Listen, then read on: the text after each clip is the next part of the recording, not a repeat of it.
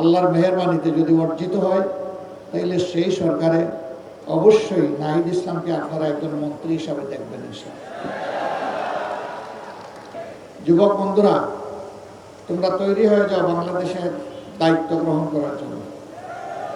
আজকে যে নাহিদ ইসলামকে এখানে আমরা প্রার্থী করেছি, এই নাহিদ ইসলামরা ইনশাআল্লাহ আগামীতে বাংলাদেশ নামের উড়োজাহাজ যেটা, ওইটার ককপিটে ওদেরকে পাইলট হিসাবে, ক্যাপ্টেন হিসাবে বসাই দেবো।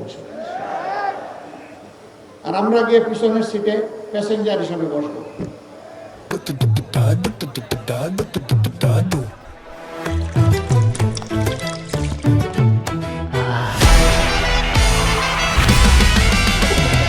আজকে সন্ধ্যা দিবা সোনা গুনিয়া গুনিয়া রে, আজকে সন্ধ্যা দিবা সোনা গুনিয়া গুনিয়া রে, আজকে সন্ধ্যা দিবা সোনা গুনিয়া গুনিয়া রে, আজকে সন্ধ্যা দিবা সোনা গুনিয়া গুনিয়া, আজকে সন্ধ্যা দিবা সোনা গুনিয়া গুনিয়া।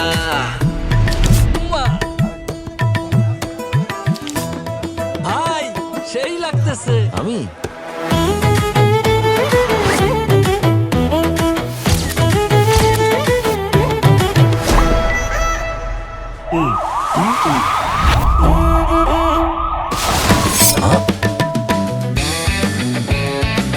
অনেক তো হলো, এখন থেকে চাঁদাবাজি কিংবা যে কোনো অন্যায় দেখলে সাথে সাথে ছবি, ভিডিও, ভয়েস কিংবা টেক্সটের মাধ্যমে পাহারাদার অ্যাপে জানিয়ে দিন। ব্যবস্থা গ্রহণ করা হবে মাত্র 24 ঘন্টার মধ্যে। নিরাপদ বাংলাদেশ গড়ার লক্ষ্যে আমরা প্রত্যেকে এক একজন দায়িত্বশীল পাহারাদার। অন্যায় অপরাধের অভিশাপ দূর করার লক্ষ্যে আপনার এবারের ভোটটি হোক দাঁড়িপাল্লার লক্ষ্যে। চলো একসাথে গড়ি নিরাপদ, চাঁদাবাজি মুক্ত নতুন বাংলাদেশ। আমরা বিশ্বাস করি বাংলাদেশকে সঠিক গন্তব্যে এরা নিয়ে যাবে ইনশাআল্লাহ।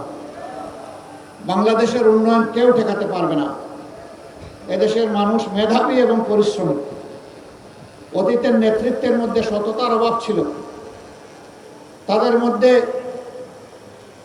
দুর্নীতি থেকে হাতকে মুক্ত রাখার সেই শপথ ছিল না, দেশের প্রতি দায় ছিল না। এই জন্যেই বাংলাদেশ আগাতে পারেনি। আমরা আশা করব যুবকরা আমাদেরকে হতাশ করবে না ইনশাআল্লাহ। তারা আমাদেরকে সামনে নিয়ে এগিয়ে যাবে।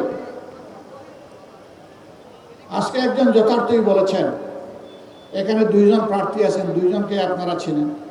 নাহিদ ইসলামের জন্ম এখানে, বেড়ে ওঠা এখানে।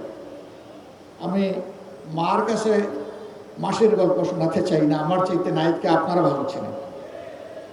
কিন্তু এটা বলতে চাই, ইনশাআল্লাহ ইনসাফের বাংলাদেশের পক্ষে জনগণের রায় আল্লাহর মেহেরবানিতে যদি অর্জিত হয় তাহলে সেই সরকারে অবশ্যই নাহিদ ইসলামকে আপনারা একজন মন্ত্রী হিসাবে দেখবেন ইনশাআল্লাহ। আমরা হাতে হাত ধরে একসাথে কাজ করব, তবে শুধু 11 আসনের জন্য নয়। আমরা বাংলাদেশের 56,000 বর্গমাইলের প্রতি ইঞ্চি মানুষ আর 18 কোটি মানুষের প্রত্যেকের হকের উপরে আমরা পাহারাদারি করবো ইনশাআল্লাহ। কারোর সাথে আমরা বেইনসাফি করব না। এই এলাকা ঢাকার অন্তর্ভুক্ত, রাজধানীর প্রাণকেন্দ্রে অবস্থিত হওয়া সত্ত্বেও হাজারো সমস্যা জর্জরিত ওই কারণেই যে এই সমস্যাগুলো সমাধান করতে গিয়ে দেশের টাকা বিদেশে চলে গেছে, কোনোটা কানাডা আর কোনোটা সিঙ্গাপুর, আর গড়ে উঠেছে সুরম্য বেগমপাড়া। আমরা যদি সেই টাকাগুলো ফিরিয়ে আনতে পারি, আর আগামীতে আর কোনো রাজনৈতিক দুর্বৃত্ত যদি দেশের টাকা লুণ্ঠনের সেই দুঃসাহস না দেখায়, বাংলাদেশ হু করে সামনের দিকে এগিয়ে যাবে ইনশাআল্লাহ। এই জাতির ভাগ্য বদলের জন্য 5টি বছর আমরা মনে করি যথেষ্ট। এরপরে বাংলাদেশ রাস্তা খুঁজে পেয়ে যাবে এবং সেই মহাসড়ক ধরে ইনশাআল্লাহ বাংলাদেশ এগিয়ে যাবে সামনের দিকে। আমরা আপনাদেরকে ওরকম কোনো আশ্বাস দেব না, এখানে যেটা আছে তাই দিব, যেটা নাই ওটা অন্যভাবে বলবো, এগুলা নাই আমরা।